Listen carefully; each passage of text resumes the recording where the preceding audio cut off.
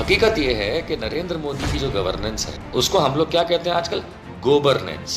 मोदी की गवर्नेंस नहीं है, मोदी की गोबरनेंस है। तुमको तश्तरी में मिल गया पका पकाया, तुम साला ये बेच दो वो बेच दो, LIC बेच दो, हाल में शिपिंग कॉरपोरेशन ऑफ इंडिया बेच दो। तेरे बाप ने बनाया था बे, दामोदर दास मोदी ने बनाया था, जो तू बेच रहा है।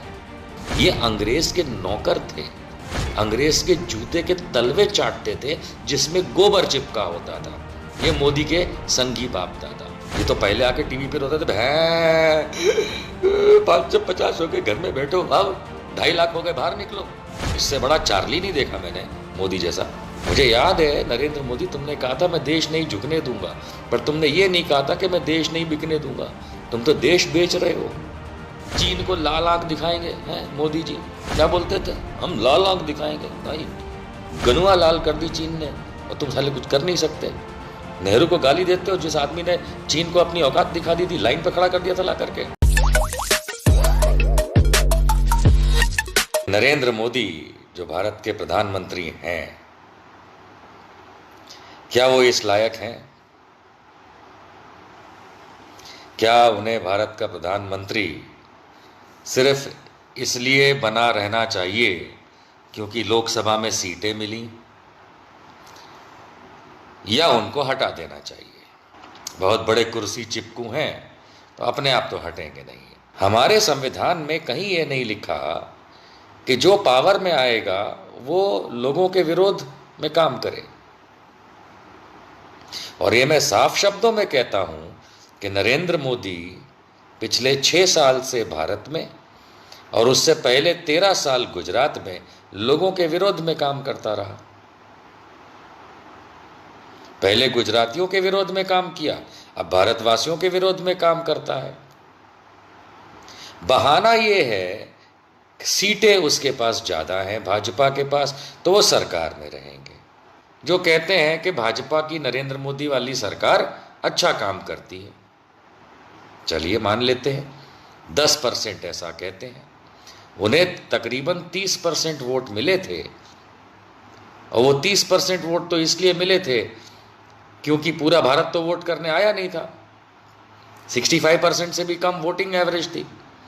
35% भारत ने तो वोट भी नहीं किया था, और जिन्होंने वोट किया था उसका 30-40% अगर इनको मिल जाता है तो पूरे भारत के इलेक्टोरेट का वोट 25% भी नहीं होता। उन्हें शायद पूरे भारत में से 20% लोगों ने भाजपा को या मोदी को इलेक्शन में जिताया था। मोदी साहब, तुम और तुम्हारी सरकार देश विरोधी काम करती है, लेकिन वो 20-25% जिसमें 10% शायद आपके लोग होंगे जो आजकल बड़ा पार्टी के साथ जुड़े माने जाते हैं, और बाकी इंक्लाइंड लोग होते हैं, वोट स्विंगर्स होते हैं, जो इधर से उधर वोट करते हैं और आपको जिता देते हैं। लेकिन भारत ने तो आपको यह अधिकार नहीं दिया, ना संविधान ने अधिकार दिया कि देश विरोध में काम करो। भारत में ये सरकार जो बैठी है, ये 1000 रुपये नहीं कमाती, ये ढेला नहीं कमाती। ये अपने घर के हर मेंबर को, भाई को, चाचा को, भाई को, बहन को, यानी आप लोगों को, हमको ये कहती है जाओ कमाओ और हमको टैक्स पे करो। साला हम 1 पैसा नहीं कमाएंगे, तुम हमको कमा के दो और हम उसमें से जिएंगे, ऐश करेंगे, मौज करेंगे, और तुमको सड़क पे चलने पे मजबूर कर देंगे।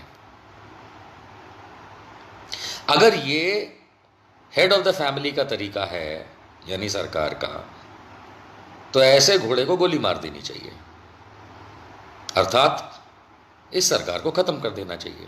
2014 से तुमने नाटक करना शुरू किया कि हम देश के प्रति काम कर रहे हैं, हमने पूरे भारतवर्ष को इलेक्ट्रीफाइड कर दिया, यानी गांव में, घरों में बिजली पहुंचा दी।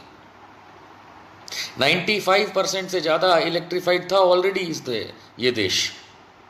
ऑलरेडी इलेक्ट्रिसिटी पहुंचती थी गांव देहात शहर के अंदर। बचा खुचा तुमने 4-5% जो कर लिया, तो तुमने भारत पे एहसान नहीं किया। तुमको तश्तरी में मिली चीज़ उसको तुमने आगे बढ़ाया, और तुम कहते हो तुमने किया, यानी तुमने नहीं किया।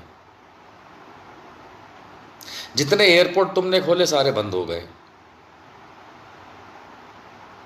मनरेगा को तुमने गाली दी, आज मनरेगा के बोझ तले तुम दबे हुए हो और लोगों को उसमें से काम दे करके पैसे दिला रहे हो। तुमने जिस चीज के बारे में कहा, तुमने ये कहा था 2014 के अंदर कि कांग्रेसियों, मैं कांग्रेस का नहीं हूं लेकिन कांग्रेस का तुमने ये कहा था कि सबसे करप्ट लोग होते हैं, साला एक को तुम जेल नहीं पहुंचा पाए। इस वीडियो के सामने आने के बाद सवाल तो बनता ही है, अगर हम करें तो करें क्या, बोले तो बोले क्या। झूठ बोलो, बार बार झूठ बोलो, जो भी बोल सकते हैं सब झूठ बोलो, जहां भी बोल सकते हैं झूठ बोलो, जितनी बार बोल सकते हैं झूठ बोलो, झूठ बोलो, झूठ बोलो।